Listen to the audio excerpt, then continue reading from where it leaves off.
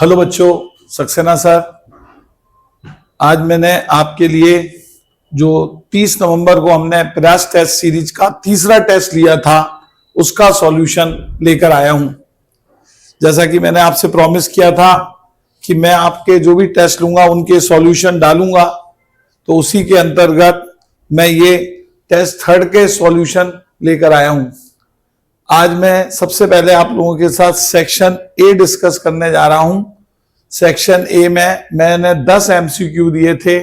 चलिए शुरू करते हैं। वो एमसीक्यू क्या थे, उनका प्रॉपर सॉल्यूशन कैसे होगा, तो सभी बच्चे तैयार हो जाएं। सेक्शन ए प्रयास सीरीज टेस्ट 3 सेक्शन ए। इसमें मैंने पहला क्वेश्चन आपको दिया था एमसीक्यू नंबर 1। ये एमसीक्यू नंबर 1 क्या कह रहा था, सुनो। एक सेट ए गिवन था 9, -17 और वो हमसे ये पूछ रहा था इस सेट से इसी सेट में टोटल कितने रिफ्लेक्सिव रिलेशन डिफाइन हो सकते हैं। समझ आया? क्या पता करना था बच्चों? How many reflexive relation define on set ए। तो मैंने तुम लोगों को बताया था कि एक ये फॉर्मूला होता है number of reflexive relation, number of reflexive relation. ये बच्चों होता है 2 की पावर n-1। यहां पर n होते हैं सेट ए के नंबर ऑफ एलिमेंट, कि सेट ए में कितने एलिमेंट है। तो हमारा सेट ए क्वेश्चन में क्या दिया है, तो उसमें बच्चों 2 ही एलिमेंट हैं, एक 9 एक -17। तो यहां पर n हो गया बच्चों 2। तो इस हिसाब से नंबर ऑफ रिफ्लेक्सिव रिलेशन हो जाएंगे 2, 2 - 1, 2 × 1, 2 की पावर 2 यानी कि 4। तो आप लोग देख सकते हैं बी ऑप्शन हमारा ठीक हो गया। तो ये बी ऑप्शन आंसर आ रहा है 4 एंड दिस इज आंसर। समझ आया? ये नंबर ऑफ रिफ्लेक्सिव रिलेशन हमसे पूछे गए थे।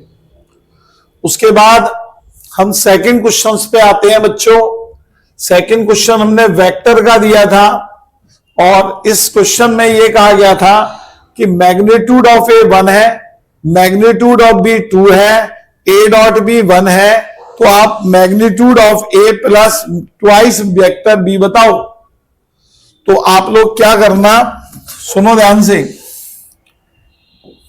Vector A plus twice vector B का मैग्नीट्यूड फाइंड करना है, तो इसका स्क्वायर कर लेना। तो मुझे बताओ इसका स्क्वायर क्या होगा।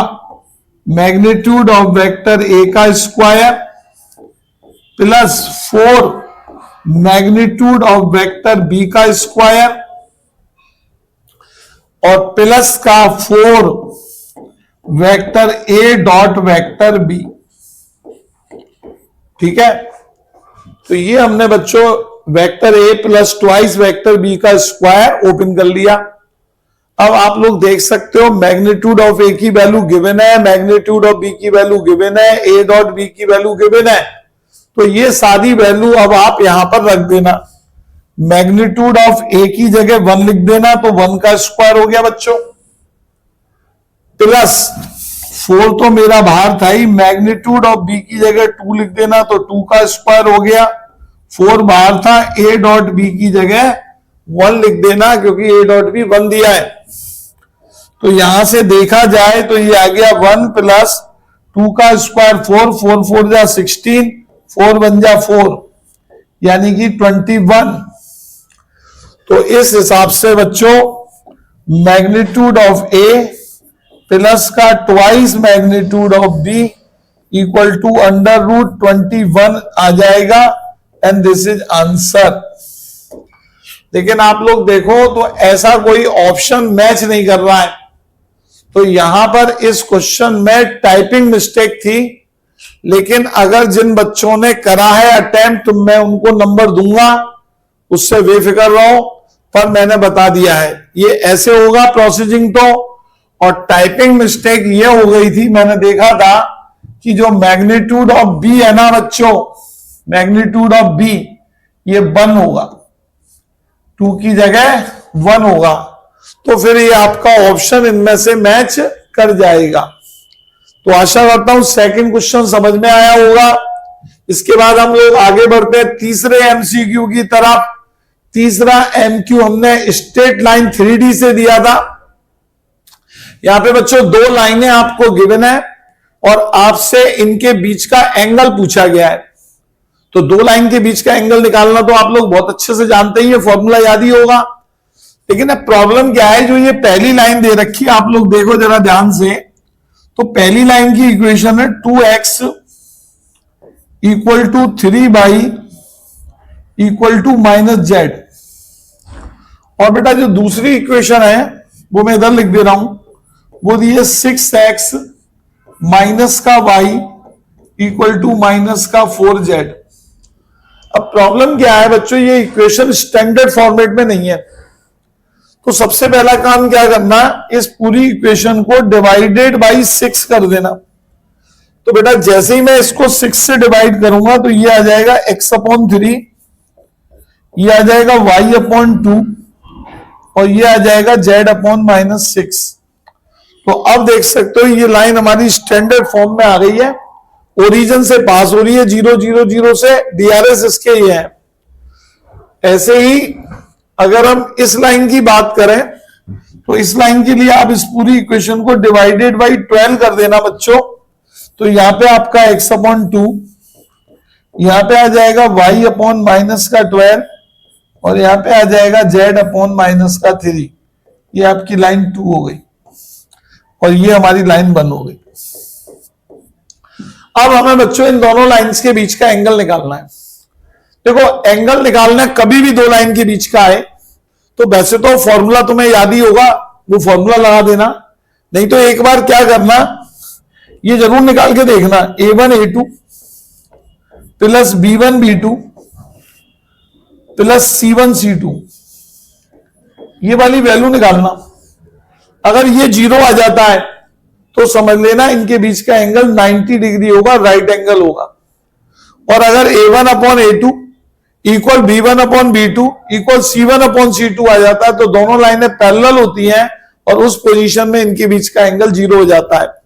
तो जरा बताओ a1 इंटू a2 करूंगा तो क्या आएगा, देखो ध्यान से, a1 इंटू a2, तो यहां से 3 ले लिया, यहां से 2 6 प्लस b1 इंटू b2, यहां से 2 ले लिया, यहां से -12, फिर प्लस c1 हमारे पास बच्चों क्या है -6 इंटू -3। तो मैंने क्या देखा, 3 2 जा तो 6 हो गया, माइनस का 24 प्लस का 18। तो ये आप देख सकते हैं ये 0 आ गया और इसका 0 आना क्या बताता है कि ये दोनों लाइनें एक दूसरे के परपेंडिकुलर होंगी, इसलिए आपका ऑप्शन डी ठीक है। आशा करता हूं समझ में आ गया होगा, काफी अच्छा क्वेश्चन था। लाइन को स्टैंडर्ड फॉर्म में बदलना था, फिर उसके बाद के आगे की वर्किंग करनी थी। नेक्स्ट क्वेश्चन एमसीक्यू 4 आ रहा है बच्चों। ये एमसीक्यू हमने प्रोबेबिलिटी का दिया है। इसमें क्या कहा गया है जरा सुनना। प्रोबेबिलिटी में a box has 4 green 8 blue and 3 red pens. समझ आया, एक बॉक्स है बच्चों, तो मैंने क्या करा, ये एक बॉक्स बना लिया मान लो। इस बॉक्स के अंदर 4 ग्रीन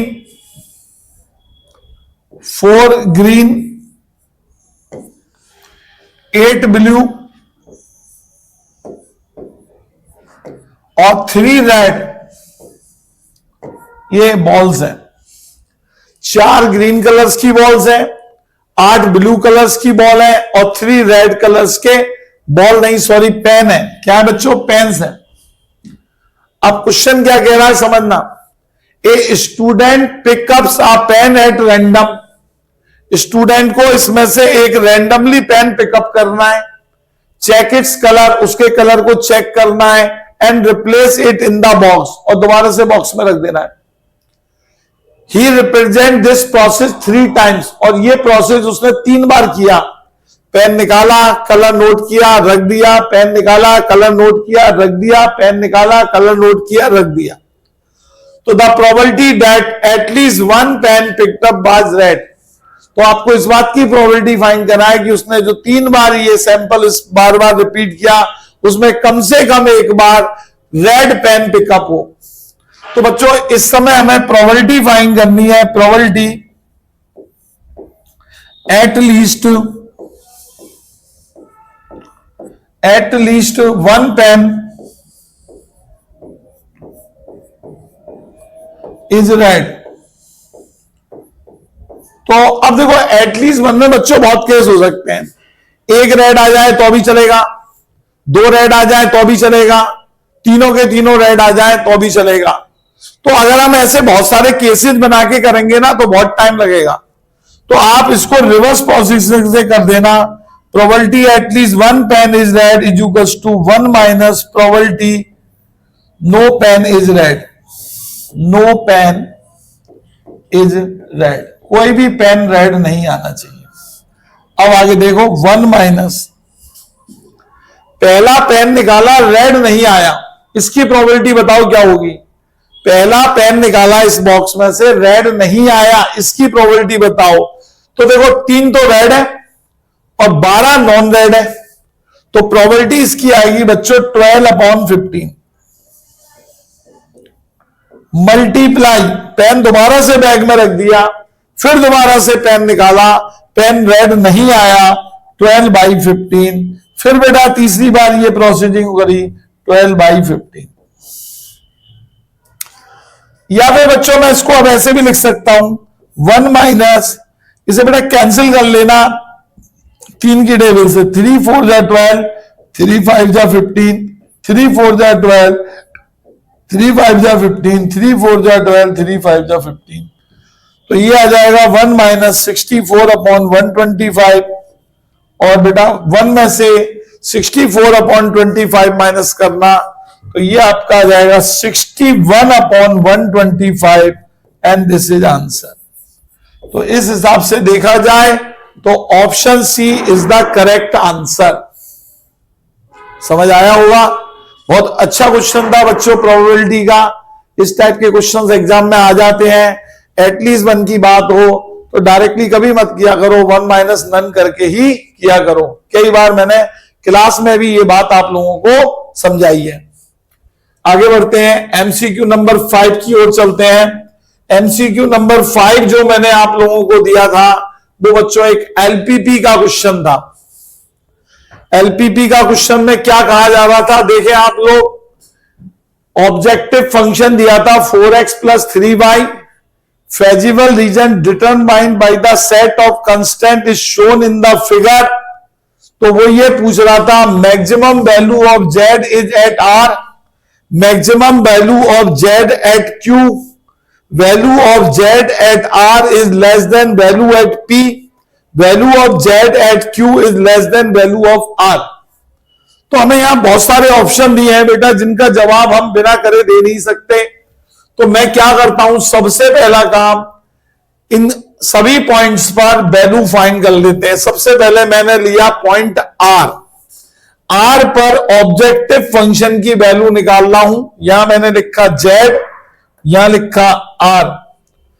चलो R पॉइंट के कोऑर्डिनेट क्या है बच्चों, 40,0, x की जगह 40 रख दो, y की जगह 0, तो ZR की वैल्यू 160 आ जाएगी। फिर मैं निकाल रहा हूं बच्चों ZQ, x की जगह 30 रख देना, 34 जा 120, y की जगह 20 रख देना, 23 जा 60, तो फाइनली आपका 180 आ जाएगा। एक बार p पे निकाल लेना बच्चों, ZP पे, तो बच्चों x की जगह 0 रख देना, y की जगह 40, तो ये आपका आ जाएगा 120। समझ आया। तो ये मैंने बेटा सभी पॉइंट्स पर वैल्यू निकाल दी है, P पे भी आ चुकी है, Q पे भी आ चुकी है और R पे भी आ चुकी है। अब देख लो बेटा, मैक्सिमम वैल्यू क्या आई है 180 क्यू पे, और मिनिमम वैल्यू आई है 120 पी पे, और उस पर स्थित है। तो वो कहता है पहला option maximum value of Z is at R, तो ये तो गलत हो गया। फिर उसने कहा maximum value of Z at Q, सही बात है। फिर कहता है value of Z at R, value of Z at R less than value of P, ये भी गलत है। Value of Z at Q is less than value of R, तो ये भी गलत है। तो इस हिसाब से देखा जाए तो यहां पर करेक्ट ऑप्शन आपका बच्चों कौन सा हो गया, बी। This is answer. मैं तो समझाने के हिसाब से बड़े आराम आराम से बता रहा हूं, चाहता तो फटाक से भी कर दूं, लेकिन नहीं, मैं चाहता हूं जो भी बच्चा देखे जिसे बिल्कुल भी नहीं आता है वो भी मेरी बात को समझे और क्वेश्चंस को कर सके। उसके बाद एमसीक्यू नंबर 6 आ रहा है बच्चों, और ये एमसीक्यू भी हमने बच्चों प्रोबेबिलिटी पे ही दिया था। ये भी बहुत अच्छा एमसीक्यू है, बड़े ध्यान से देखें। एक स्टूडेंट है Drishti, claim that there exist no optimal solution for the LPP as there is no unique maximum value at the corner point of its feasible region. Based on her statement, choose most appropriate option. देख सकते हैं आप लोग यहां पर क्या हो रहा है, यहां पर ये पॉइंट दिए हैं, यहां पर z की वैल्यू 1 आई है, यहां पे 2 आई है, यहां पे 3 आई है, यहां पे 3 आई है। देखो मतलब दृष्टि ने क्या करा, कोई भी एलपीपी का क्वेश्चन सॉल्व किया, ये ग्राफ आया, सब उसने निकाल दिया। तो क्या देखा कि ऑप्टिमल सॉल्यूशन की बात चल रही थी, तो जेड की वैल्यू 3 मैक्सिमम, एक तो यहां पे आ गई और एक बच्चों यहां पे आ गई, दो जगह आ गई। तो दृष्टि ने क्लेम किया her claim is correct as there are 2 corner point of its feasible region at which maximum value of Z occurs. मतलब दृष्टि ने ये कहा था ना, देखो यहां पर हो, a student Drishti claim that there exist no optimal solution. वो कह रही है दृष्टि कि इस लीनियर प्रोग्रामिंग प्रॉब्लम का कोई ऑप्टिमल सॉल्यूशन नहीं होगा, यानी कि ना तो इसकी कोई मैक्सिमम वैल्यू होगी और ना ही कोई इसकी मिनिमम वैल्यू होगी। क्यों नहीं होगी? As there is no unique maximum value at the corner point of the feasible region. तो उसके based on her statement choose most appropriate option, her claim is correct, उसका कहना सही है, as there are 2 corner points of its feasible region at which maximum value of Z occurs. दूसरा कहा her claim is false as there are exactly 2 corner point this and this which has the maximum value of Z occurs which is 3। Her claim is false as every point on the line joining this and this give the maximum value of z which is 3. Her claim is false as the maximum value of z occurs at 2,0 which is 2. तो बच्चों मैंने एक बार तुमको बताया था, शायद आप लोगों को ध्यान हो, और नहीं भी ध्यान हो तो आज जान लेना। कोई भी एलपीपी का क्वेश्चन करते समय आप मैक्सिमम वैल्यू निकाल रहे हैं और वो 2 पॉइंट पे आ जा रही है, दोनों पे सेम आ रही है, तो उसका आंसर मैक्सिमम वैल्यू जो आ रही है वही होती है। किस पॉइंट पे होती है? तो आप ये कह सकते हो कि सर इन दोनों पॉइंट को मिलाने वाली लाइन पर ही मैक्सिमम वैल्यू होगी। तो यहां पर आपका तीसरा वाला ऑप्शन सही माना जाएगा, हर क्लेम इज फॉल्स, उसने जो कहा है वो सही नहीं है। As every point on the line joining at every point on the line joining 2/3 and 7/3 and 2,1 give the maximum value of z which is 3। ठीक है, तो ये वाली बात को याद रखना। आगे चलते हैं, क्वेश्चन नंबर 7 पे आते हैं। ये बच्चों हमने एक आईटीएफ का क्वेश्चन आप लोगों के लिए दिया था, ये तो बहुत आसान था। प्रिंसिपल वैल्यू फाइंड करनी थी कॉट इनवर्स -1/√3 की। तो तुम लोगों को मालूम होगा अच्छी तरीके से, मैंने पढ़ाते समय बताया था कि cot inverse -x equal to होता है pi minus cot inverse x। तो इस हिसाब से मैं इसे क्या लिख सकता हूं, पाई माइनस कॉट इनवर्स 1/√3। और बेटा 1/√3 की प्रिंसिपल वैल्यू निकाल लो, क्या होगी बताओ, π/3, और पाई में से π/3 गया तो 2π/3 एंड दिस इज आंसर। तो बच्चों इसका आंसर डी सही हो जाएगा, इसकी प्रिंसिपल वैल्यू हो जाएगी 2π/3। ठीक है, 1/√3 कॉट में 60 की वैल्यू होती है और कॉट 60 को हम लोग π/3 कहते हैं। इसके बाद एमसीक्यू नंबर 8 आया था बच्चों, ये इसमें probability of A union B दी है, probability of A intersection B दी है, आपसे probability of A bar plus probability of B bar पूछी है। देखो आप लोग बहुत अच्छी तरीके से जानते हो कि probability of A plus probability of B बराबर होता है probability of A union B plus probability of A intersection B. ये बच्चों एडिशन थ्योरम ऑफ प्रोबेबिलिटी से मैंने इस स्टेटमेंट को लिखा है, और मेरे को क्वेश्चन में probability of A union B दे रखी है 0.9 और probability of A intersection B दे रखी है 0.4। तो इस हिसाब से बच्चों probability of A plus probability of B कितना आ गया बताओ, 1.3। प्रोबेबिलिटी ऑफ ए को मैं 1 minus probability of A bar लिख सकता हूं, प्रोबेबिलिटी ऑफ बी को मैं 1 minus probability of B bar लिख सकता हूं इक्वल टू 1.3। तो यहां से आप लोग देख सकते हैं कि probability of A bar plus probability of B bar क्या आ जाएगा बताओ, probability of A bar plus probability of B bar 2 minus 1.3 यानी कि 0.7 एंड दिस इज आंसर। तो बच्चों इसका ऑप्शन डी सही हो गया। बहुत ही आसान सा क्वेश्चन था, आशा करता हूं समझ में आया होगा। This is question number 8। Question number 8 के बाद बच्चों अब हम आते हैं क्वेश्चन नंबर 9 पर। ये हमने असर्शन रीजनिंग का आपको दिया था, इसमें कहा था असर्शन की probability of A upon B plus probability of A dash upon B equal to 1 होता है। तो बिल्कुल सही है, याद होगा तो मैं किसी भी इवेंट और उसके कॉम्प्लीमेंट का डैश की प्रोबेबिलिटी हमेशा 1 होती है। तो असर्शन हो गया ट्रू, असर्शन हो गया ट्रू, ट्रू का मतलब सही है। और A and A dash are complementary event, ये भी ट्रू है। और तो इसका ऑप्शन ए ठीक आ जाएगा। असर्शन ठीक है, रीजन ठीक है और करेक्ट एक्सप्लेनेशन भी है। समझ आया? तो इसका ऑप्शन ए हो जाएगा। उसके बाद बच्चों लास्ट एमसीक्यू 10 आ रहा है, इसमें क्या कहा जा रहा है सुनो। वो कह रहा है for 2 non zero vector A and B, A cross B बराबर बी क्रॉस ए होता है। तो सभी बच्चे जानते हैं ए क्रॉस बी तो कभी भी बी क्रॉस ए के बराबर होता ही नहीं है, तो ये तो हो गया फॉल्स।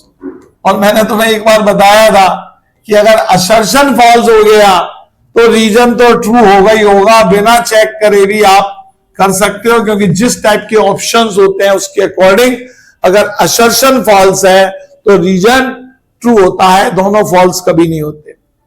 तो ये आपका मैंने अभी आपको 10 एमसीक्यू का सॉल्यूशन दे दिया है। आप लोग एक बार देखकर क्रॉस चेक कर लेना कौन से सही है कौन से गलत है। और बेटा सभी बच्चे देखना ध्यान से इन क्वेश्चंस को, क्योंकि यहां पर मैंने प्रॉपर सॉल्यूशन दिया है। ठीक है, आज का लेक्चर बच्चों अब यहीं पे खत्म होता है। अगले लेक्चर में आप लोगों के लिए मैं सेक्शन बी और सेक्शन सी एक साथ लेकर आऊंगा। सबसे पहले मैंने सेक्शन ए बना दिया है। Thank you.